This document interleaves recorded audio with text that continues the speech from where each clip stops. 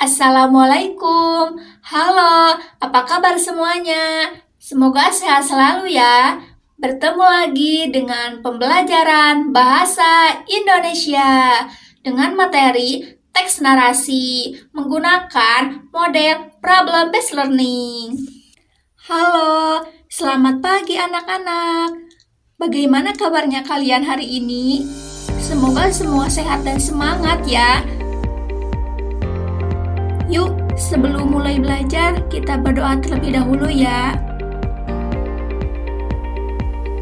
Siapa di antara kalian yang tahu apa itu erupsi gunung? Ada yang pernah lihat di berita atau mengalami sendiri? Wah, luar biasa.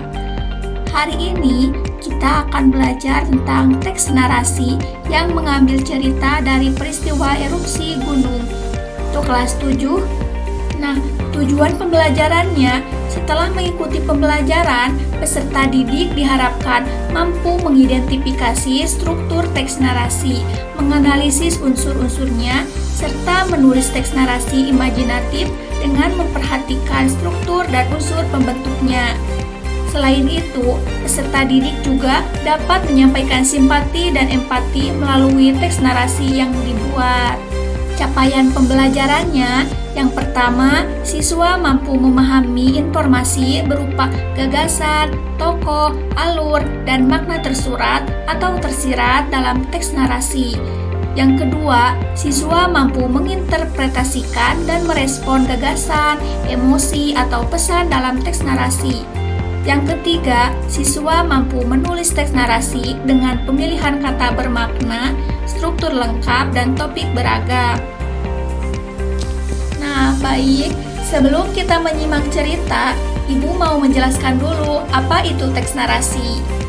Teks narasi adalah suatu karangan cerita yang menyajikan serangkaian peristiwa atau kejadian yang disusun secara kronologis sesuai dengan urutan waktunya. Teks narasi bertujuan untuk menghibur atau memberikan informasi. Yuk, kenalan sama struktur teks narasi. Nah, yang pertama, orientasi.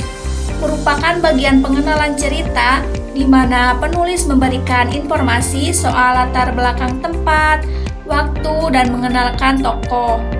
Yang kedua, komplikasi. Berisikan masalah atau konflik yang mulai terjadi hingga pada akhirnya mencapai puncak konflik. Biasanya ini bagian yang seru dari sebuah cerita teks naratif. Yang ketiga, resolusi. Menunjukkan adanya penurunan konflik di mana solusi atau penyelesaian masalah mulai terlihat hingga menemukan sebuah akhir. Nah, yang keempat, koda. Bagian koda dalam struktur teks narasi berisi pesan moral atau amanat dari kisah yang disampaikan. Selanjutnya, ada unsur-unsur teks narasi. Yang pertama yaitu tema, gagasan pokok pikiran sebuah cerita. Contoh tema yang cukup sering diangkat pada cerita narasi adalah cinta, keluarga, pertemanan, perpisahan, dan lain sebagainya. Yang kedua, latar, berupa informasi tempat dan waktu kejadian yang menjelaskan di mana dan kapan peristiwa dalam cerita terjadi. Yang ketiga, alur, merupakan pola penyampaian rangkaian peristiwa. Biasanya alur sebuah cerita bisa maju, mundur, cerita dimulai dari akhir ke awal alias regresif, dan gabungan maju mundur. Yang keempat, tokoh atau karakter-karakter dalam suatu cerita. Berdasarkan watak, biasanya terdapat pada protagonis, itu utama, antagonis, lawan tokoh utama, dan tritagonis, penegahan atau netral. Yang kelima, sudut pandang, merupakan arah pandangan dan penyampaian penulis ketika menyampaikan sebuah cerita. Bisa dengan sudut pandang orang pertama, orang kedua, dan orang ketiga. Berbagai sudut pandang ini akan kita bahas lebih lanjut di bagian contoh soal ya. Nah, anak-anak, setelah kita mempelajari teks narasi, sekarang kita akan menonton video pendek. Tugas kalian adalah menyimak dan mencoba mengamati alurnya siapa tokohnya, apa masalahnya, dan apa dampaknya.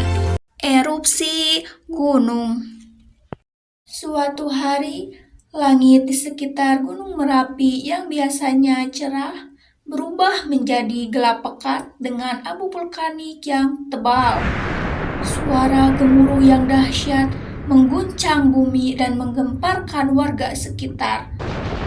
Erupsi ini dimulai dengan letusan kecil yang kemudian berkembang menjadi letusan yang lebih besar, mengeluarkan lava panas dan awan panas yang membumbung tinggi ke udara. Warga yang panik berusaha menyelamatkan diri. Banyak yang meninggalkan rumah mereka dan menuju ke tempat yang lebih aman. Kerusakan akibat erupsi ini sangat parah. Banyak rumah yang hancur, ladang pertanian tertutup abu vulkanik, dan bahkan ada beberapa korban jiwa yang tidak terhindarkan. Erupsi ini juga menimbulkan dampak terhadap lingkungan, di mana banyak tumbuhan dan hewan mati akibat tertutup abu vulkanik.